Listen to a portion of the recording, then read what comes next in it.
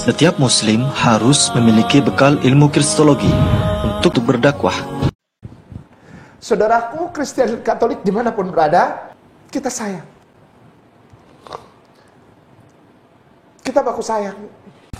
Saudaraku Kristen dan Katolik, para ahli teologi, om pendeta, tante pendeta semua, kita sayang. Ini bukan kata kayu nama. Ini bukan untuk menyerang agama Kristen dan Katolik. Tidak. Ini sebagai gambaran justru aku sayang. Aku sayang. Kenapa aku sayang? Karena aku meneliti kitabmu. Kau tidak pernah buka-buka kitabmu bahasa aslinya. Aku sayang. Aku hormat. Makanya aku baca kitabmu dalam bahasa aslinya. Inilah makanya kami turun, Pak, untuk menyadarkan teman-teman Kristen bahwa Anda menjadi Kristen bukan karena paham Bible, tetapi karena Anda hanya mengimani dengan doktrin dan dogma. Kami lebih paham. Maka kalau orang-orang Kristen mau belajar Bible, tanyakan kepada apologit Muslim, pasti terjawab. Masuk ke dalam Islam itu butuh satu syarat, syaratnya syarat yang sebenarnya semua orang bisa melakukan. Syaratnya itu cuma menggunakan akal. Gitu. Jadi kalau di Islam, akal dulu baru iman. Baik. Yang paling tegas dan sederhana saya mau katakan bahwa Islam itu diperuntukkan spesialisasi kepada mereka manusia-manusia yang berakal sehat. Taurat, Zabur, Injil adalah wahyu yang diturunkan Allah Subhanahu wa taala kepada Nabi Musa, Nabi Daud dan Nabi Isa alaihissalam. Karena tidak dijanjikan untuk dijaga, makanya kita tidak pernah mengetahui atau mendapatkan atau menemukan teks aslinya. Saya yang berkoar-koar di TV mengatakan kitab Bible Kristen itu bohong. Saya bukan mengatakan Bible Kristen fiksi. Bible Kristen itu palsu. Ustadz Yahya Waloni bahwa mengatakan Bible itu palsu. Beliau akademisi di bidang teologi. Dan beliau nggak sembarangan ngomong, Ustadz. Dasar teologis beliau kuat kok. Saya bukan bela Ustadz Yahya, bukan. Diseminarkan, Ustadz. Diseminarkan. Dan mereka memutuskan Kitabnya mereka itu mautu alias bohong. Para kristolog yang saya hormati, selesaikan dululah masalah-masalah intern agamamu itu, yaitu agama Islam. Setelah beres, barulah kamu layak datang berdakwah kepada kami. Kan ada pepatah gini ya, kalau kita titip uang itu nggak mungkin berlebih ya, malah bisa kurang kan. Tapi kalau titip cerita bisa berkurang atau bisa berlebih? Aduh, tambah pedas, tambah asin, tambah manis, sir. Apalagi kalau saya yang menyampaikannya. Nah, gitulah kira-kira ya. Jadi ini adalah bukti bahwa tulisan-tulisan di 4 Gospel itu adalah cerita-cerita yang beredar di masyarakat selama puluhan tahun. Ketika orang bertanya pada satu ustadz dan ustadz lain, jawabannya belum tentu sama. Iya, betul. Gimana dong?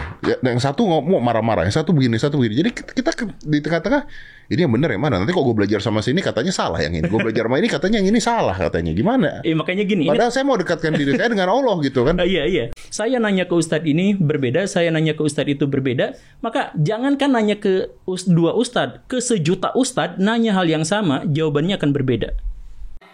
Hadis ini, hadis Nabi ini rampung ditulis 200 tahun setelah Rasulullah wafat. Bayangin, 2 abad. Coba bayangin, ada satu kejadian hari ini terjadi tabrakan di depan Sespim. Yang luka itu lututnya. Besok ketika didengar di Bandung, itu bisa jadi yang luka kepalanya. 1 hari loh Pak. Hadis ini dirangkum, dikodifikasi 200 tahun rampungnya setelah Rasulullah wafat. Adakah deviasi di situ? Ada. Terbukti ada ribuan hadis yang kemudian disortir. Tapi apakah hadis yang dinyatakan tidak sahih ini dipakai hari ini? Dipakai Pak. Itulah kemudian yang menjadi dari prinsip dasar perbedaan-perbedaan tafsir berdasarkan usul fikih dan tasih yang berbeda. Dan hadis Nabi sendiri itu baru dikumpulkan setelah 150 tahun Nabi meninggal. Yang cerita orang-orang katanya. Maka timbul ilmu hadis. Ada riwayat, ada diroya, ada sanad, ada matan, ada takhrij, ada dobit, ada sahih, segala macam. Banyak hadis-hadis yang palsu yang mau dipercaya.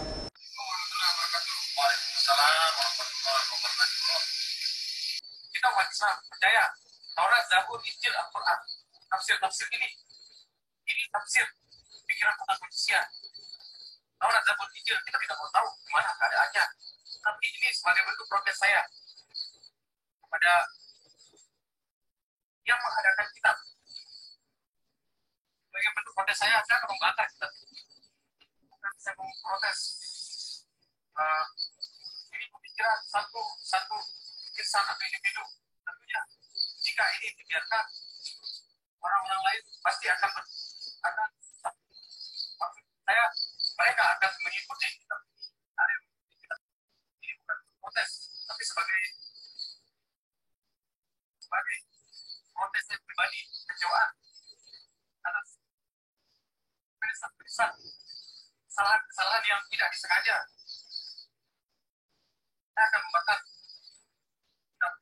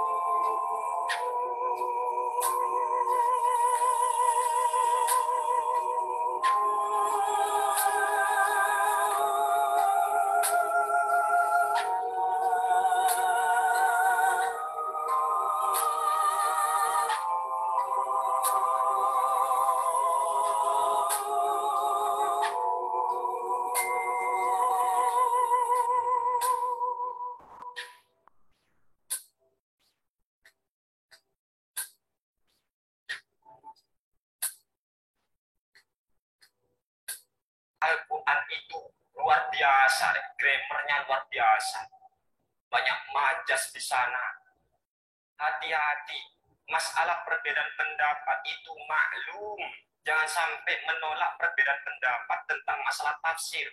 Perbedaan pendapat tafsir itu sudah biasa, men. Kita tinggal mengikuti dan memilih. Kalau Anda membakar kitab-kitab tafsir ulama dikarenakan itu versi masing-masing, berarti kan Anda juga akan mengikuti pemahaman Al-Quran menurut otakmu sendiri.